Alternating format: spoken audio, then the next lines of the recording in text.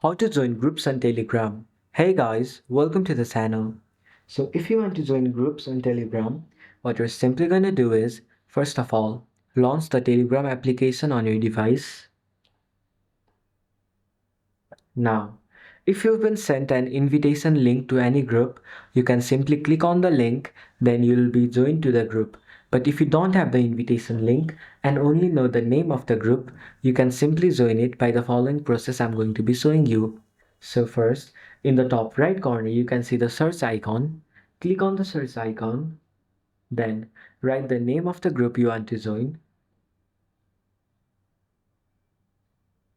After you've written it, you'll see the group you want to join in the top or wherever. Just click on the group you want to join. Then in the bottom, you can see the option which says join. Click on it. Then it will ask you for clicking here to prove that you're human. Just click on it. Then click on start. After you do that, it will give you some task to prove that you're a human. After you complete the task, you will be joined to the group. So this is how you can join groups on Telegram. Thank you for watching till the end of the video. Hope you liked it and see you in the next one.